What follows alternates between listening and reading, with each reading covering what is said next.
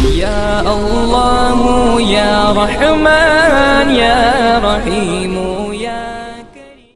الحمدللہ رب العالمین والصلاة والسلام علی سید المرسلین محمد وعلی آلہ واصحابہ اجمعین، اما بعد۔ اعوذ باللہ من الشیطان الرجیم، بسم اللہ الرحمن الرحیم۔ فآتوہن اجورہن وآتوا النساء صدقاتہن نحلا، صدق اللہ العظیم۔ وقال النبی صلی اللہ علیہ وسلم لا مہر اقل من 10 دراہم، او کما قال علیہ الصلاۃ والسلام۔ وقال النبی صلی اللہ علیہ وسلم اولم ولو بشأت، او کما قال علیہ الصلاۃ والسلام۔ میرے محترم بزرگوں اور عزیزوں، گزشتہ ہفتے ہم نے یہ بتایا تھا کہ آئندہ جمعے کو انشاءاللہ ہم آپ سے ولیمے کے عنوان سے گفتگو کریں گے، لیکن ہم نے مناسب یہ سمجھا کہ زیادہ وقت نہ لیتے ہوئے ولیمہ اور مہر دونوں کے عنوان سے گفتگو کر لی جائے۔ بات شروع کرنے سے پہلے میں ایک بات کی وضاحت کر دینا مناسب اور بہتر سمجھتا ہوں۔ وجہ اس کی یہ ہے کہ بہت سارے احباب کبھی SMS کے ذریعے، کبھی کمنٹ کے ذریعے، کبھی فون کر کے، یا کبھی ملاقات ہوتی ہے تو اس کے ذریعے، اور ہمارے بھی یہاں کے ہمارے محبوب احباب جن کی طرف سے یہ گزارش ہے کہ بھائی آپ یہ بتائیں کہ یہ جمعہ آپ کا کس مسجد میں ہوتا ہے اور یہ بیان کس مسجد میں ہوتا ہے، تاکہ اگر ہم بھی آنا چاہیں تو اس مسجد میں پہنچ جائیں، اور بیان کا اور نماز کا وقت کیا رہتا ہے۔ تو فرمائش کے لحاظ سے میں نے یہ مناسب سمجھا کہ آج اس بات کو واضح کر دیا جائے۔ تو جو احباب ہماری مسجد میں جمعے کے لیے آنا چاہیں تو ان کے لیے یہ بات ہے کہ وہ کوتوالی کے پیچھے ملکی پورہ کی بڑی مسجد میں آ سکتے ہیں۔ جمعہ کی جماعت کا وقت یہاں پر 1 بجے کا ہے، لیکن بیان کا وقت 12:10 کا ہے۔ 12:10 سے لے کر کے 12:45 پر بات ختم ہو جاتی ہے، اس کے بعد اذان ہوتی ہے، اذان کے بعد سنتیں ہوتی ہیں، اور سنتوں کے بعد خطبے کے بعد 1 بجے جماعت کھڑی ہو جاتی ہے۔ تو یہ ہم نے اس لیے نہیں بتایا کہ ہم کوئی بہت بڑے آدمی ہیں، یا ہم یہ چاہتے ہیں کہ بہت زیادہ تعداد میں لوگ یہاں جمع ہوں، یہ بھیڑ بھاڑ اکٹھی ہو اور ہماری بات سنیں، ایسا ہمارا ہرگز مقصد نہیں ہے۔ یہ صرف لوگوں کی چاہت کی وجہ سے اور لوگوں کی درخواست کی وجہ سے، اور ہمارے بہت عزیز بھائی کا بھی یہ کہنا تھا، کئی دنوں سے کہہ رہے تھے کہ آپ واضح کرو تاکہ لوگوں کو پتہ چلے، کیونکہ اپنا مقصد ہے لوگوں کو زیادہ سے زیادہ فائدہ پہنچے۔ میں بھول رہا تھا، آج بھی انہوں نے یاد دلایا کہ آپ پہلے یہ بات کہہ دو تاکہ آخر میں آپ کو بھولنے کا موقع نہ رہے اور آپ بھول نہ سکیں۔ بہرحال، تو میں نے آپ حضرات کے سامنے قرآن کریم کی ایک آیت پڑھی جس کے اندر اللہ تبارک و تعالیٰ نے یہ بیان فرمایا کہ تم اپنی عورتوں کو ان کا مہر خوش دلی کے ساتھ ادا کر دو۔ کائی کے ساتھ؟ خوش دلی کے ساتھ۔ دیکھو، مہر جو ہے نا، یہ مہر عورت کا لازمی حق ہے، واجبی حق ہے، کسی بھی قیمت پر اس حق سے انکار نہیں کیا جا سکتا۔ شریعت نے اس کو مقرر کیا اور متعین کیا، اور ایسا پکا مقرر کیا، ایسا پکا متعین کیا کہ اگر خدا نہ خواستہ نکاح ہوتے وقت اس مہر کا ذکر نہ کیا جائے اور مہر طے نہ کیا جائے، اس کے باوجود بھی آٹومیٹکلی مہر کیا ہو جاتا ہے؟ طے ہو جاتا ہے۔ اور اس سے بڑھ کر کے مزید بات یہ ہے کہ نکاح کے وقت میں اگر عورت خود مہر سے انکار کر دے اور یہ کہہ دے کہ بھئی مجھے تو مہر نہیں چاہیے، اور مہر کو ہم ضروری نہیں سمجھتے ہیں، اور مہر کو ہم کوئی خاص اہمیت بھی نہیں دینا چاہتے ہیں، بلکہ یوں ہی کیا کر لیا جائے؟ نکاح کر لیا جائے، اس کے باوجود بھی مہر کیا ہو جاتا ہے؟ آٹومیٹکلی مقرر ہو جاتا ہے۔ کتنا مہر آٹومیٹکلی مقرر ہوتا ہے یہ سب یہاں پر ڈیٹیل کرنے کا بھی موقع نہیں ہے۔ اتنا اہم شریعت نے اس مہر کو کیا دیا؟ قرار دیا۔ اور کیوں دیا؟ اس کا لاجک بھی ذرا ہم سمجھ لیں. یہ اللہ تبارک و تعالیٰ نے عورت کے عزت اور احترام میں مقرر کیا. کائے میں مقرر کیا؟ عزت اور احترام میں. کہ بھئی ایک عورت نے اپنا سب کچھ آپ کے حوالے کر دیا، اپنی عزت نفس آپ کے حوالے کر دی، اپنی عصمت آپ کے حوالے کر دی، اپنا پورا جسم آپ کے حوالے کر دیا، اپنی ذات کو آپ کے حوالے کر دیا، تو اس کا کچھ نہ کچھ تو بدلہ ہونا چاہیے، اس کی کچھ تو عزت افزائی ہونا چاہیے. اس کے لیے شریعت نے کیا کیا؟ مہر کو مقرر کیا، تاکہ اس کے ذریعے عورت کی کیا ہو؟ عزت افزائی ہو، اس کی حوصلہ افزائی ہو. اور ایک بات اور دیکھیں، یہ خوبی صرف مذہب اسلام کی ہے، جس کے اندر اللہ تبارک و تعالی نکاح کے موقع پر عورت کا اس طرح سے اعزاز کرتے ہیں مہر کے ذریعے، مہر مقرر کرا کر کے، اور اس کی عزت بڑھاتے ہیں. کسی اور مذہب کے اندر مہر کا کوئی کانسیپٹ نہیں ہے. کسی اور مذہب میں، کسی اور دھرم میں مہر کا کوئی معاملہ نہیں. صرف شریعت نے ایک عورت کی عزت افزائی کے لیے مہر کو کیا کیا ہے؟ مقرر کیا. زیادہ مہر کی کوئی حد نہیں ہے. انسان اپنی وسعت، اپنی بساط، اپنی حیثیت کے حساب سے جتنا وہ حسن خوبی دے سکتا ہے، آسانی کے ساتھ ادا کر سکتا ہے، اتنا مہر کیا کر سکتا ہے؟ وہ دے کر سکتا ہے، مقرر کر سکتا ہے. اور کم کی مقدار شریعت نے بیان فرمائی، ان الاحناف 10 درہم سے کم مہر مقرر نہیں ہوگا. 10 درہم کا آج کی چاندی کے گرام کے حساب سے اگر ہم وزن لگائیں، 10 درہم سے کم مہر مقرر نہیں ہوگا. تو 10 درہم کتنے گرام بنتے ہیں چاندی کے، اس کے لحاظ سے اگر ہم وزن لگائیں تو علماء نے اس کے لیے مختلف اقوال بیان کیے. کسی نے 30 گرام اور کچھ ملی گرام یعنی کہ 31 گرام کے قریب چاندی بیان فرمائی ہے. کسی نے 32 گرام چاندی بیان فرمائی ہے. کسی نے 34 گرام چاندی بیان فرمائی ہے. لیکن احتیاطاً ہم اس کو کیا سمجھ لیں؟ 35 گرام چاندی سمجھ لیں. یعنی کہ 35 گرام چاندی جتنے روپیوں میں خریدی جا سکتی ہے، اس سے کم مہر مقرر نہیں کیا جا سکتا. اور اگر آپ نے کر بھی لیا تو بھی آٹومیٹکلی وہ کتنا ہو جائے گا؟ 10 درہم کے بقدر ہو جائے گا. تو شریعت نے جو ہے نا کم مہر کی جو ہے حد متعین کی ہے، مقرر کی ہے، لیکن زیادہ مہر کی کوئی حد اور کوئی لمٹ مقرر نہیں کی ہے. تو اب بھائی ظاہر بات ہے کہ ہم کتنا مہر کم کریں یا کتنا زیادہ باندھیں، اس کے لیے کوئی ضابطہ بھی تو ہونا چاہیے نا. تو اس کے لیے سب سے بہتر بات تو یہ ہے کہ انسان اتنا زیادہ مہر بھی مقرر نہ کرے کہ جس کے ادا کرنے کی وجہ سے انسان کو کلفت ہو اور دقت کا سامنا کرنا پڑے، اور نہ اتنا کم مہر مقرر کرے کہ جس کی وجہ سے عورت اپنے خاندان والوں کو یا اپنی سہیلیوں کو اپنا مہر بتانے میں شرم محسوس کرے. کیا کرے؟ شرم محسوس. 786 روپے کیا کر رہے ہیں؟ 786 روپے. فالتو ناجائز خرچے خوب ہو رہے ہیں، ناجائز ضرورتیں ساری پوری ہو رہی ہیں، لیکن مہر کے اندر کیا کہنا ہے؟ 786 روپے. بھیا مہر ایسے مقرر نہیں ہوتا. مہر جو ہے نا آدمی کی حیثیت اور عورت کے معیار کے لحاظ سے مقرر ہوتا ہے. عورت کا حسن و جمال کیا ہے، عورت کے اندر خوبیاں کیا ہیں، اس کے اندر ایجوکیشن کتنی ہے، اس کے اندر جو ہے نا کوالٹی کیا ہے، اس کوالٹی کے لحاظ سے کیا ہوتا ہے؟ مہر مقرر ہوتا ہے. اور یہ جانبین یعنی کہ لڑکے والے اور لڑکی والوں کی رضامندی سے طے ہوتا ہے. بعض مرتبہ اس میں جو ہے نا باراتی روڑا بن جاتے ہیں. نہیں صاحب 5 لاکھ مہر باندھیں گے. کتنے باندھیں گے؟ 5 لاکھ مہر باندھیں گے. یہ لڑکی کی طاقت نہیں ہے 5 لاکھ دینے کی. آپ کیسے 5 لاکھ روپے کا مہر مقرر کر لو گے؟ تو بہانہ کیا بناتے ہیں کہ نا کہ صاحب زیادہ مہر اگر ہم باندھیں گے تو اس کی وجہ سے مہر کا دینے کا ڈر لڑکے کو لگا رہے گا، تو یہ ہماری لڑکی کو طلاق نہیں دے گا، اس کو چھوڑے گا نہیں میرے دوست. ایسا نہیں. ہمارے اندر غلط فہمی کیا بیٹھ گئی ہے؟ ہم یہ سمجھتے ہیں کہ ہمیں مہر عورت کو اس وقت دینا ہے جبکہ ہم عورت کو یا تو طلاق دے رہے ہوں، اس کو چھوڑ رہے ہوں، یا ہم مر گئے ہیں. تو ایسی صورت کے اندر ہمارے گھر والے عورت کو مہر دے دیں گے، یا عورت مر گئی ہے تو اس کے گھر والوں کو ہم مہر دے دیں گے، یا یہ ہے کہ ہماری موت کے وقت میں اس عورت سے کیا کر لیا جائے گا؟ مہر معاف کرا دیا جائے گا. یہ ساری باتیں بالکل ایک دم غلط ہیں. جیسا کہ میں نے شروع میں بتلایا، مہر جو ہے عورت کا لازمی حق ہے، واجبی حق ہے. بڑی بے غیرتی کی بات ہے کہ انسان سارے خرچے جو ہے نا نقد کرتا ہے اور مہر کہاں کرتا ہے؟ ادھار کرتا ہے. شریعت نے ادھار مہر کی اجازت اس لیے تھوڑی دی تھی کہ تم لاپرواہ ہو جاؤ اور بے فکر ہو جاؤ. بھئی ادھار مہر کا چانس شریعت نے اس لیے رکھا تھا کہ تمہارے لیے نکاح کرنے میں پریشانی اور دقت کا سامنا نہ کرنا پڑے مہر کی وجہ سے، کہ بھئی میرے پاس مہر میں دینے کے لیے پیسے نہیں ہیں، لہٰذا میں کیا نہیں کروں گا؟ نکاح نہیں کروں گا. شریعت نے کہا نہیں نہیں نہیں، آپ نکاح کرو، اگر آپ کے پاس میں مہر دینے کے لیے پیسے نہیں ہیں تو آپ ادھار کر لو، بعد میں دے دینا، لیکن آپ کیا کر لو؟ نکاح کر لو۔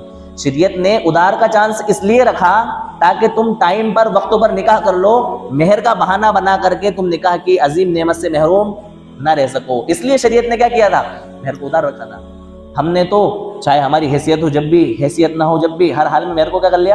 ادھار کر لیا۔ نقد کا کوئی سوال ہی نہیں ہے، کوئی چانس ہی نہیں ہے، سوچتے ہی نہیں۔ بڑی بے غیرتی کی اور بڑی بے ہمتی کی بات ہے کہ انسان سارے خرچے کیا کرتا ہے؟ نقد میں کرتا ہے۔ بینڈ والوں کو بھی نقد میں دینا، کھانے والوں کو بھی نقد میں دینا، ٹینٹ والوں کو بھی نقد میں دینا، پکانے والوں کو بھی نقد میں دینا، ہال والے کو بھی نقد میں دینا، گارڈن والے کو بھی نقد میں دینا، سارے مٹھائی والے کو بھی نقد میں دینا۔ سارے خرچے کیا ہو رہے ہیں بھیا؟ گاڑی گھوڑے جو ہم بارات میں لے کر کے جا رہے ہیں ان کو بھی کیا دینا؟ نقد میں دینا۔ ادھار کا کوئی چانس نہیں، زیادہ سے زیادہ 2-4 دن صاحب، 5 دن۔ اور سمجھدار ہے تو کیا کہے گا؟ صاحب پیسے آپ بھلی سے بعد میں دے دینا، لیکن گاڑی میں پیٹرول اور ڈیزل تو آپ کو بھی ڈلوانا پڑے گا۔ میرے پاس اتنے بھی پیسے نہیں ہیں، میری گاڑی جا رہی ہے نا بارات میں تو ڈیزل تو آپ کو ڈلوانا پڑے گا۔ وہ سمجھدار ہے کہ پیسے ایسے نکلیں گے نہیں، تو ایسے کیا کر لو؟ ڈیزل ڈلوا لو۔ ڈیزل لگ رہا ہے 10 لیٹر، ڈلوایا اس نے کتنا؟ 20 لیٹر، اور وہ آپ سے پیسے اس میں کیا کر لیے؟ وصول کر لیے۔ لیکن جہاں کہیں مہر کی بات آئی تو یہ طے کر لیا کہ نا صاحب کیا لکھ دو؟ مہر مؤجل۔ 2 لفظ استعمال ہوتے ہیں مہر کے وقتوں میں، ایک مہر مؤجل اور ایک مہر معجل۔ مہر معجل کا مطلب یہ ہے کہ نقد، اور مہر معجل کا مطلب یہ ہے کہ ادھار۔ 90%، کتنے فیصد؟ 90%، بلکہ میں یہ کہوں کہ 99% مہر جو مقرر ہوتا ہے وہ کیسا مہر مقرر ہوتا ہے؟ مہر معجل، یعنی کہ ادھار مہر۔ دیتے نہیں ہیں، عمریں ہو گئیں، زندگیاں ختم ہو گئیں، انتقال ہو گئے، دنیا سے چلے گئے، اور عورت کا قرضہ اپنے ذمہ لے کے چلے گئے، میت رکھی ہوئی ہے، خاندان کی عورتیں آ رہی ہیں اور آ کر کے کہہ رہی ہیں بھائی تیرے شوہر تو دنیا سے چلے گئے، اب تیرا کیا ہے؟ تو کیا کر دے؟ معاف کر دے۔ تیری ساری سلطنت تو لٹ گئی، کیا ہو گئی؟ تیری ساری کائنات اور تیری ساری سلطنت لٹ گئی، اب تیرے پاس بچے ہی کیا ہے؟ تو چند روپے مہر کا لے کر کے کیا کر لے گی؟ سارے معاشرے میں تیری بدنامی ہوگی، لوگ تجھے کہیں گے کہ دیکھو تو کیسی بے غیرت عورت ہے، ادھر شوہر کی میت پڑی ہوئی ہے، عورتیں مہر معاف کروا رہی، مہر معاف کرنے کو تیار نہیں ہے۔ اس کا مطلب عورت سے محبت اس کو نہیں تھی۔ بڑی بے غیرتی کی بات ہے۔ اس کے نقصانات ہوتے ہیں۔ شوہر کا انتقال ہو گیا، اب شوہر کے انتقال کے بعد میں وراثت میں سے جو حق عورت کو ملنا چاہیے تھا اس حق سے بھی اس کو کیا کر دیا؟ محروم کر دیا۔ اور خدا نہ خواستہ اگر وراثت سے اس کو حق ملا شوہر کی تو وہ اتنا زیادہ نہیں تھا جو اس کی زندگی کے گزارے کا ذریعہ اور سبب بن سکے، وہ بعد میں چل کے اس کے پاس سے اشتاق ختم اور اس کی زندگی کیا ہو گئی؟ مشکل ہو گئی، دوبھر ہو گئی۔ جو مہر اس کو ملنا چاہیے تھا، جس سے اس کے گھر کا گزارا چلتا، اس کی کفالت ہوتی، اس کا روزگار چلتا، اس کو بھی عورتوں نے معاف کروا کے کیا کروا دیا؟ ختم کروا دیا۔ دیکھو مہر کی معافی بغیر دلی رضامندی کے نہیں ہوتی ہے، بات سمجھ میں آ رہی ہے نا؟ اور دلی رضامندی کا ہم اندازہ نہیں لگا سکتے کہ عورت نے واقعتاً مہر معاف کر دیا کہ نہیں معاف کر دیا۔ علماء نے لکھا ہے کہ اگر عورت نے یہ کہا کہ میں نے آپ کا مہر کیا کر دیا؟ معاف کر دیا، دے دیا بظاہر، اور آپ کو بھی ایسا لگا کہ مہر میرا کیا ہو گیا؟ معاف ہو گیا، خدا نہ خواستہ بعد میں چل کر کے اگر اس نے یہ کہہ دیا کہ مجھے آپ سے اپنا مہر چاہیے، میں تو مہر لوں گی، تو اب آپ یہ نہیں کہہ سکتے کہ آپ نے تو پہلے مہر معاف کر دیا تھا لہٰذا آپ کا مہر کیا ہو گیا؟ معاف ہو گیا۔ نہیں، اس کا بعد میں مہر لینے کا اظہار کرنا یہ اس بات کی دلیل ہے کہ اس نے مہر معاف نہیں کیا تھا، ورنہ وہ ایسے موقع پر یہ بات کیوں کہتی کہ مجھے میرا کیا چاہیے؟ مہر چاہیے۔ اس لیے میرے عزیزوں، ہمیں مہر کے معاملے میں اپنی غفلت کو ختم کر کے بہت محتاط ہونے کی ضرورت ہے۔ جس طرح سے ہم کسی سے کوئی قرضہ لیتے ہیں کہ صاحب آپ مجھے کیا دے دو؟ 10,000 روپے دے دو، میں اپنا کام نکال لیتا ہوں، اس کے بعد میں آپ کو کیا کر دوں گا؟ ادا کر دوں گا۔ اسی طرح عورت کا حق ہے کہ اگر ہم فوری طور پر اس کو نقد مہر نہیں دے پا رہے ہیں تو ہم کوشش کریں اپنی زندگی کے اندر، پہلی بات تو ہم اتنا مہر ہی مقرر نہ کریں جو ہمارے اوپر کیا بن سکے؟ بوجھ بن سکے۔ آسان مہر، سہولت کے ساتھ، جس مہر کو بحسن خوبی ہم بشاشت کے ساتھ، خوشی کے ساتھ اپنی عورت کو کیا کر سکیں؟ دے سکیں۔ اگر ہم نے یہ مہر یہاں نہیں دیا نا، اللہ تعالیٰ کے وہاں دینا پڑے گا۔ یہ قرضہ ہے۔ جو شخص، حدیث پاک کے اندر آتا ہے کہ جو شخص بغیر اپنی عورت کا مہر ادا کیے ہوئے مر گیا، قیامت کے دن وہ زانی ہو کر کے اٹھایا جائے گا۔ بات سمجھ میں آ رہی ہے؟ جس طرح سے جو انسان بغیر نکاح کے اپنی ضرورتیں پوری کرتا ہے نا، تو اس کو ہم زانی کہتے ہیں، معاشرے میں بدکار کہتے ہیں۔ اس کنڈیشن کے اندر اللہ تبارک و تعالیٰ قیامت کے دن اس شخص کو اٹھائیں گے جو اپنی عورت کا مہر ادا کیے بغیر انتقال کر جائے۔ ایک روایت کے اندر آتا ہے کہ ایسا شخص جس نے کسی عورت سے نکاح کیا، اس کا کچھ مہر یا پورا مہر ادا نہیں کیا تو وہ قیامت کے دن اللہ تبارک و تعالیٰ سے زانی ہونے کی صورت میں ملاقات کرے گا. قائم ملاقات کرے گا، زانی ہونے کی صورت میں ملاقات کرے گا. اور ایک روایت کے اندر آتا ہے کہ ایسا شخص خائن اور چور ہے جو شخص اپنی بیوی کا مہر ادا نہ کرے. خائن کہتے ہیں خیانت کرنے والے کو، چور کہتے ہیں چوری کرنے والے کو. خائن اور چور کس طرح سے ہے؟ علماء نے بیان فرمایا کہ دیکھو، اگر ہم کسی سے کوئی چیز خریدتے ہیں تو اس کو پیسے دینا ہمارے ذمہ ہوتا ہے، اس کا قرض ہمارے ذمہ ہوتا ہے. اگر ہم اس کا قرض ادا نہیں کرتے ہیں تو اسی صورت کے اندر ہم کیا کہلاتے ہیں؟ خائن کہلاتے ہیں. اور اگر ہم اس کے پیسے کھا جاتے ہیں تو اسی صورت کے اندر ہم کیا کہلاتے ہیں؟ چور کہلاتے ہیں. اسی طرح سے عورت کا جو مہر ہے، حق مہر، یہ ہمارے ذمہ قرض ہے. اگر ہم نہیں دیں گے تو اسی صورت کے اندر ہم خائن کہلائیں گے اور چور کہلائیں گے. لہٰذا ہمیں اپنی عورتوں کے مہر کیا کر دینا چاہیے؟ ادا کر دینا چاہیے. مہر ادا کرنے کا سب سے بہترین طریقہ وہ یہ ہے کہ مہر کم ہو. کیا ہو؟ مہر کم ہو. حدیث پاک کے اندر آتا ہے کہ عورت کا مبارک ہونا یہ ہے کہ اس کا مہر کیا ہو؟ آسان ہو. کیا ہو؟ آسان ہو. سب سے بہترین عورت وہ ہے جس کا مہر کیا ہو؟ کم ہو اور آسان ہو. سب سے اچھی عورت وہ ہے جس کا مہر کیا ہو؟ آسان ہو اور کم ہو. حضرت عمر فاروق رضی اللہ تعالیٰ عنہ نے اپنے خطبے کے اندر بیان فرمایا کہ تم اپنی عورتوں کا مہر بڑا چڑھا کر کے نہ باندھا کرو، بڑا چڑھا کر کے مہر طے نہ کیا کرو. کیوں؟ اس لیے کہ یہ اگر کوئی عزت اور برتری کی چیز ہوتی اور اللہ تبارک و تعالیٰ کے وہاں اگر تقوی اور بزرگ کی چیز ہوتی تو جناب آقا محمد رسول اللہ صلی اللہ علیہ وسلم اس بات کے زیادہ مستحق تھے کہ وہ اپنی بیویوں کا یا اپنی بیٹیوں کا مہر زیادہ مقرر کرتے. آپ فرماتے ہیں کہ آپ صلی اللہ علیہ وسلم کی کسی بیوی کا اور کسی بیٹی کا مہر 12 اوقیہ چاندی سے زیادہ نہیں تھا. بات سمجھ میں آ رہی؟ تو یہ زیادہ مہر جو مقرر کیا جاتا ہے نا، یہ عزت نفس کے لیے کیا جاتا ہے. انسان اپنی بڑائی ظاہر کرتا ہے کہ ارے صاحب فلاں صاحب کے بیٹے کا نکاح ہوا، 3 لاکھ روپے مہر مقرر ہوا. کتنا ہوا؟ 3 لاکھ روپے مہر مقرر کیا. فلاں صاحب نے جو ہے نا اپنی بیٹی کا نکاح کیا تو 5 لاکھ روپے مہر مقرر کیا. کتنے لاکھ مقرر کیا؟ 5 لاکھ. کم مہر کو انسان اپنی عزت کے خلاف سمجھتا ہے، اس میں اپنی بدنامی محسوس کرتا ہے، برائی محسوس کرتا ہے کہ یار میں کم مہر مقرر کروں گا تو لوگ کیا کہیں گے. نہیں میرے عزیزوں، ہمیں لوگوں کو نہیں دیکھنا ہے، ہمیں اپنے اللہ کو دیکھنا ہے، اپنی شریعت کو دیکھنا ہے کہ مجھے اللہ تبارک و تعالیٰ کو جواب دینا ہے، ان کو جواب نہیں دینا ہے. مجھے اپنی محنت سے، کوشش سے اپنی بیوی کا مہر ادا کرنا ہے، ان لوگوں کو ادا نہیں کرنا ہے. لوگ کہتے ہیں ارے صاحب کون لیتا ہے، کون دیتا ہے، بس یوں ہی لکھوا دیا جاتا ہے. نہیں، ایسا نہیں ہے. مہر جو ہے عورت کا واجبی حق ہے، اس کو دینا پڑے گا. یہاں نہیں دیں گے، قیامت کے دن دینا پڑے گا، اس کے بغیر چارہ نہیں ہے. اور لوگ یہ کہتے ہیں کہ بھئی معاف ہو جاتا ہے، معاف نہیں ہوتا، یہ فالتو کے ڈھکوس لیں. معاف کرنے سے مہر معاف نہیں ہوتا ہے، جیسا کہ میں نے بتلایا. معاف کرنے کے لیے دلی رضامندی ضروری ہے، اور اس کے لیے علماء نے طریقے بتلائے ہیں کہ اگر آپ اپنی بیوی کو مہر دینا ہے. ہماری خواتین کو بھی نہیں پتا. خواتین یہ سمجھتی ہیں اگر کوئی اللہ سے ڈرنے والا شخص اس کا مہر ادا کرنے کی کوشش کرے تو خواتین کو یہ ڈر ہوتا ہے کہ یہ مجھے مہر اس لیے دے رہا ہے کہ کہیں ایسا نہ ہو مجھے چھوڑ دیں، یا ان کا کوئی دوسرا نکاح کرنے کا پلان ہو تو مجھے فری کرنا چاہتے ہیں مہر دے کر کے. نہیں، ایسا نہیں. عورت کا ایسا حق ہے کہ عورت مرد کے سینے پر چڑھ کر کے اپنا حق وصول کر سکتی ہے.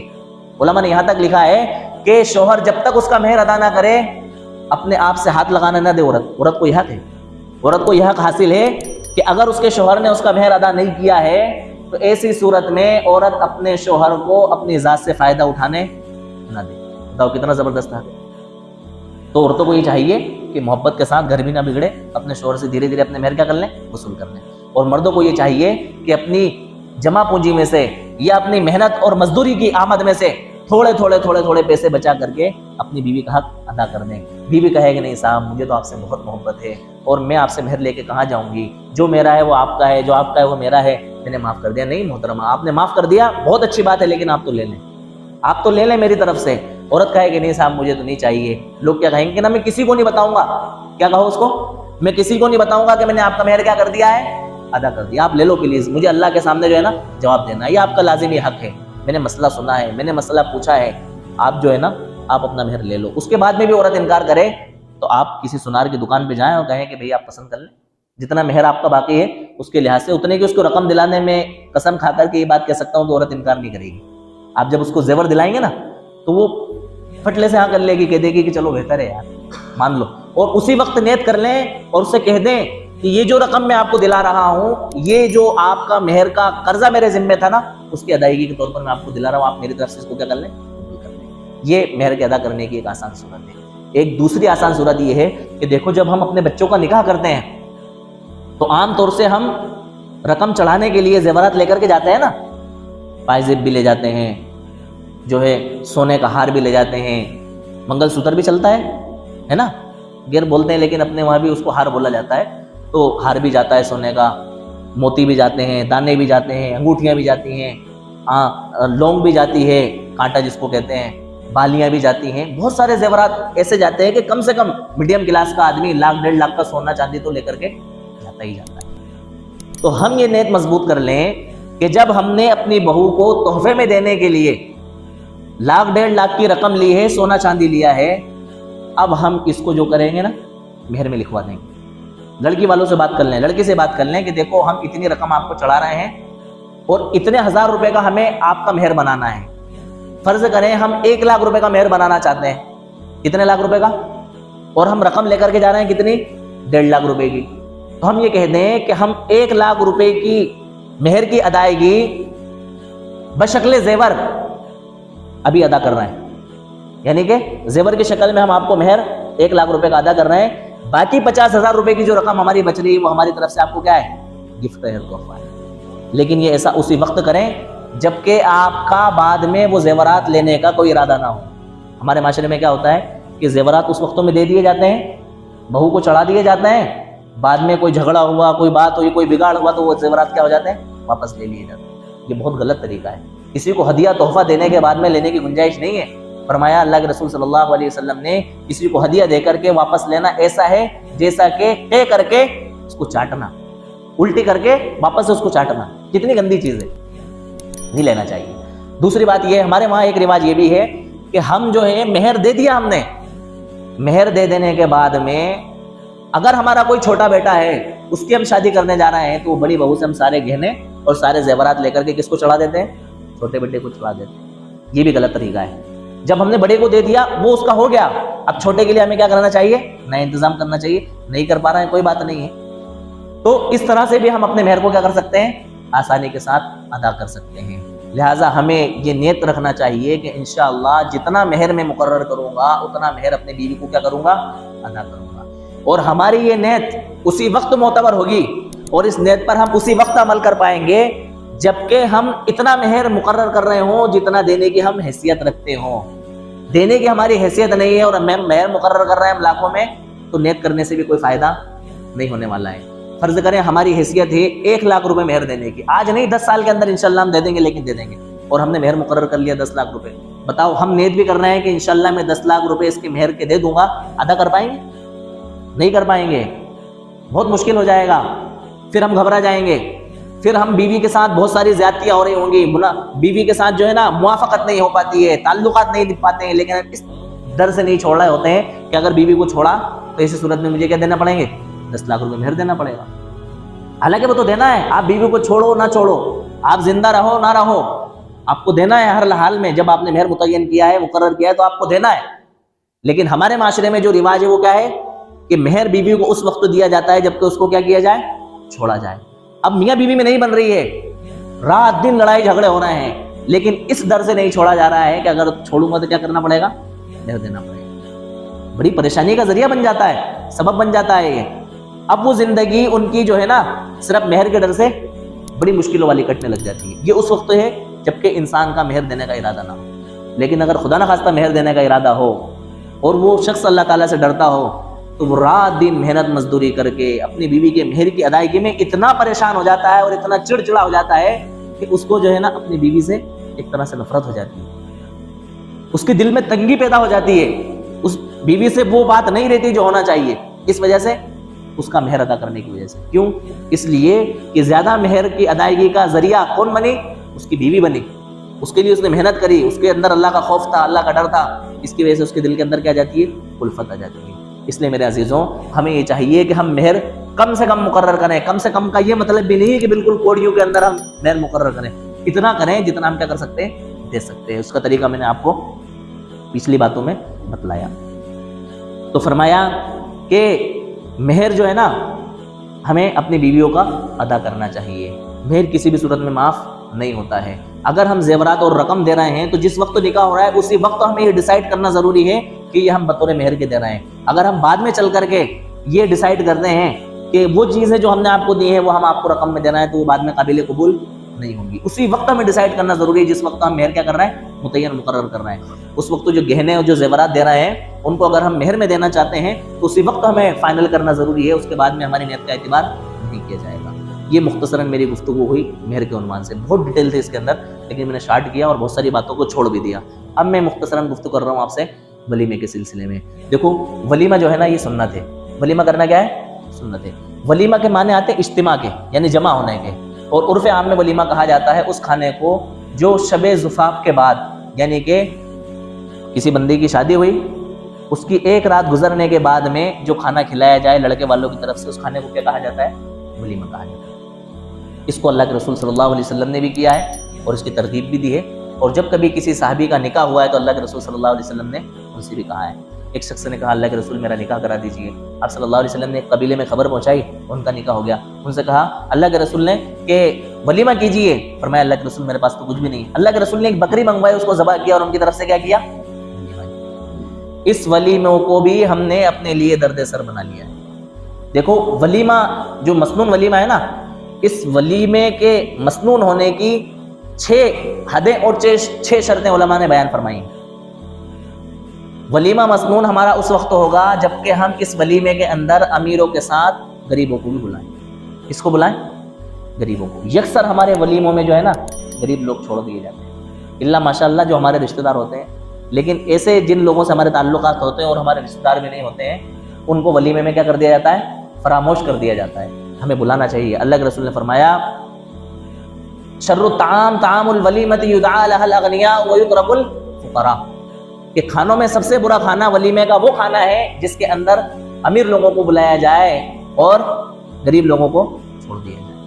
ایک شرط یعنی کہ ہمارا ولیمہ اس وقت مسنون بنے گا جبکہ اس کے اندر غریب لوگوں کو بھی شامل کیا جائے. نمبر 2, ہمارا ولیمہ حسب استطاعت ہو.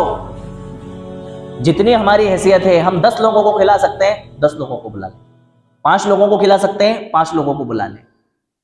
50 لوگوں کو کھلا سکتے ہیں 50 لوگوں کو بلا لیں. ضروری نہیں ہے سارے لوگوں کو اکٹھا کرنا. 5 لوگوں کا 5,000 لوگوں کا 8,000 لوگوں کا 10,000 لوگوں کا کھانا کرنا ضروری نہیں ہے. حسب استطاعت ہو. اگر ہماری حیثیت سے زیادہ لوگوں کا کھانا ہم کر رہے ہیں تو یہ کھانا ولیمے کا مسنون ولیمے کے حد سے کیا ہو رہا ہے؟ باہر ہو رہا ہے. نمبر 3, ہمارا ولیمہ ریا سے, دکھاوے سے, شہرت سے, ان ساری چیزوں سے کیا ہو؟ خالی ہو. عام طور سے ہمارے ولیموں میں یہی ہوتا ہے کہ دکھاوے کے لیے ولیمہ کیا جا رہا تھا. صاحب سب سے بڑا گارڈن انہوں نے بک کیا, 15,000 لوگوں کو کھانے پر بلایا, 15 طرح کے آئٹم انہوں نے بنائے, بفر سسٹم کیا, اتنا طرح کا گوشت تھا, اتنے طرح کی جو ہے نا سبزیاں تھیں, یہ تھا وہ تھا. ہمارا ولیمہ کیا ہو؟ دکھاوے سے اور ریا سے اور شہرت سے, ان ساری چیزوں سے کیا ہو؟ خالی ہو. نمبر 4, ہمارا ولیمہ سودی قرضہ لے کر کے نہ کیا گیا ہو. بعض مرتبہ دیکھو جب انسان دکھاوے کے لیے کوئی کام کرتا ہے نا تو پھر وہ یہ ساری چیزیں کرتا ہے سودی قرضے کی. ضروری نہیں ہے ہم اس کے لیے قرضہ لیں. جتنی ہماری حیثیت ہے, سب سے پہلے بات آ گئی, جتنی ہماری حیثیت ہے اس حیثیت کے حساب سے ہم کیا کریں؟ ولیمہ کریں.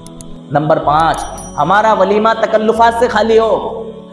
اس کے اندر جھمیلے نہ ہو, چوچلے نہ ہو کہ فش فرائی بھی ہوگا, چکن فرائی بھی ہوگا, چکن چلی بھی ہوگا, چکن دانا بھی ہوگا, مٹن بھی ہوگا, میٹ بھی ہوگا اور جو ہے نا پلاؤ بھی ہوگا, بریان بھی ہوگا. اتنے سارے تکلفات ہمیں کرنے کی ضرورت نہیں ہے. نمبر 6, ہمارا ولیمہ خالصتاً لوجہ اللہ ہو, اللہ تعالیٰ کی رضا کے لیے ہو, اللہ کے رسول صلی اللہ علیہ وسلم کی سنت پر عمل کرنے کی نیت کے لیے. ان ساری چیزوں میں گھرا ہوا اگر ہمارا ولیمہ ہوگا اور ان شرطوں کے ساتھ, ان قیودات کے ساتھ ہوگا جو میں نے بیان کری, تو یہ ولیمہ ہمارا کیا کہلائے گا؟ مسنون کہلائے گا. اگر ان شرطوں سے باہر ہمارا ولیمہ جاتا ہے تو وہ مسنون ولیمے کے حد سے کیا ہو جائے گا؟ باہر ہو جائے گا. ولیمہ تو ہو جائے گا لیکن مسنون حد سے کیا ہو جائے گا؟ باہر ہو جائے گا. اس لیے ہمیں اپنے ولیمہ کو یہ دیکھنا چاہیے کہ اللہ کے رسول صلی اللہ علیہ وسلم نے جو نکاح کیے ہیں ان نکاحوں میں ولیموں کا کیا درس ہمیں دیا ہے. بڑی سادگی کے ساتھ. اللہ کے رسول کی کیا کمی تھی؟ لوگ آپ کے اوپر نشاور کرنے والے تھے, صحابہ کرام جانے. حضرت عثمان غنی رضی اللہ تعالیٰ عنہ جیسا شخص, آپ کا داماد, اس وقت کے سب سے بڑے بزنس مین, دنیا کے نمبر 1 بلکہ کہا جائے دنیا کے ٹاپ کے نمبر 1 اگر کوئی ارب پتی کروڑ پتی تھے تو وہ کون تھے؟ حضرت عثمان غنی رضی اللہ عنہ. کہتے ہیں اللہ کے رسول میرے سسر نے نکاح کیا ہے، میں آپ کی طرف سے جو ہے نا 1,00,000 اونٹ ذبح کروں گا. نہیں کیا آپ نے. آپ کے ولیمے کو آپ دیکھیں، حضرت صفیہ رضی اللہ تعالیٰ عنہ سے جب اللہ کے رسول نے نکاح کیا تو آپ کا ولیمہ کیا تھا معلوم؟ صحابہ کرام میں سے کوئی اپنے گھر سے روٹی لایا، کوئی گھی لایا، کوئی کھجور لایا، اور سب نے اکٹھے ہو کر کے کھانا کھا لیا. وہی آپ کی طرف سے کیا ہو گیا؟ ولیمہ ہو گیا. حضرت عائشہ رضی اللہ تعالیٰ عنہ بیان فرماتی ہیں کہ میرے ولیمے میں نہ کوئی اونٹ ذبح کیا گیا، نہ کوئی بکری ذبح کی گئی، بلکہ حضرت عبادہ بن صامت رضی اللہ تعالیٰ عنہ کے گھر سے ایک دودھ کا پیالہ آیا، وہی پیالہ کیا ہو گیا؟ ولیمہ ہو گیا. حضرت ام سلمہ رضی اللہ تعالیٰ عنہ کے ولیمے میں ملیدہ اللہ کے رسول صلی اللہ علیہ وسلم نے لوگوں کو کھلایا. حضرت زینب بنت جہش رضی اللہ تعالیٰ عنہ کے ولیمے میں اللہ کے رسول صلی اللہ علیہ وسلم نے ایک بکری ذبح کی، گوشت و روٹی لوگوں کو کھلایا. اس طرح سے سادگی کے ساتھ آپ صلی اللہ علیہ وسلم نے ولیمہ کیا. کیا ضرورت ہے ہمیں لاکھوں کی تعداد میں اپنے پیسے برباد کرنے کی صرف چند دنوں کی واہوائی کے لیے؟ اللہ کی قسم آپ ساری دنیا کو کھانا کھلا دیں، اس کے بعد میں بھی آپ کی 8 دن سے زیادہ تعریف نہیں ہوگی. کتنے دن تک؟ اور آپ کسی کو بھی کھانا نہ کھلائیں، 8 دن سے زیادہ آپ کی برائی نہیں ہوگی. کیا مطلب ایسی تعریف سے اور ایسی برائی سے؟ لوگ آتے ہیں، کھاتے ہیں، کھانے کے بعد میں تھوڑا سا نمک زیادہ ہو جائے آپ کو بدنام کرتے ہیں، تھوڑی سی خدمت میں کمی آ جائے بدنام کرتے ہیں، نظام گڑبڑ ہو جائے بدنام کرتے ہیں. کھلانے والے ہی نہیں تھے صاحب. کیا ضرورت تھی جب آپ کو کھلانے کا ڈھنگ نہیں آتا تو اتنے لوگوں کو بلا لیا؟ جب اتنے لوگوں کو بلایا تو بڑا گارڈن کرتے، اتنے لوگوں کو بلایا تو کھلانے والے اچھے سے لاتے، بنانے والے اچھے سے لاتے. یہ سب ہم کیا کر رہے ہوتے ہیں؟ اسی میں گوئیاں کر رہے ہوتے ہیں. اس لیے ہم اپنے ولیموں کو کیا کریں؟ تفاخر سے خالی کریں، دکھاوے کے لیے ولیمے نہ کریں، بلکہ منع فرمایا ایسے کھانوں میں جانے سے. اللہ کے رسول صلی اللہ علیہ وسلم نے جو کھانے دیکھا دیکھی کھلائے جاتے ہیں کہ بھائی میرے بھائی نے اتنے 1000 لوگوں کو بلایا، میں اتنے 1000 لوگوں کو بلاؤں، میرے فلاں رشتہ دار کے وہاں اتنے آئٹم کھانے میں بنے تھے، میں اتنے آئٹم کھانے میں بناؤں گا. ایسے کھانوں میں شریک ہونے سے اللہ کے رسول صلی اللہ علیہ وسلم نے کیا فرمایا؟ منع فرمایا. لہٰذا ہم اپنے ولیمے کیا کریں؟ سادے کریں. دیکھو 2 خرچ صرف مرد کے ذمے لگائیں اللہ تبارک و تعالیٰ نے شادی میں، ان میں ایک خرچے کی حیثیت جو ہے فرض کی ہے، جس کا بیان میں کر چکا ہوں. وہ کیا ہے؟ عورت کا مہر ہے، جس کو دینا ہے، لازمی ہم نہیں دیتے ہیں. یہ خرچ عورت کا کیا ہے؟ مرد کے ذمے فرض ہے، اس کو ہر حال میں دینا، یہ معاف نہیں ہوتا ہے. یہ بات اپنے ذہن سے نکالنے میں پوری ڈیٹیل بیان کر چکا ہوں ابھی، اور سب ریکارڈ میں آئی ہے. آپ لوگ جو بعد میں آئے وہ بعد میں اس کو سن سکتے ہیں. اس کی ہیڈنگ ہم دیں گے مرد کے ذمے صرف 2 خرچ. تو فرمایا کہ پہلا خرچ فرض کی حیثیت سے ہے، وہ کیا ہے؟ عورت کا حق مہر ہے. اور دوسرا خرچ جو ہے وہ سنت کی حیثیت سے ہے، اور وہ کیا ہے؟ ولیمہ ہے. تو ہم نے جو ہے نا حق فرض کو تو چھوڑ دیا، اور مسنون حق کے اندر ہم اتنا زبردست گھلے ملے کہ اس کے اندر اپنے آپ کو کیا کر لیا؟ تباہ و برباد کر لیا. اللہ تبارک و تعالی ہم سب کو سمجھ کی توفیق عطا فرمائے، اور جو باتیں حق کے مہر کے عنوان سے اور ولیمے کے عنوان سے کہی گئی ہیں ان میں سمجھنے کی توفیق عطا فرمائے. وآخر دعوانا الحمدللہ رب العالمین.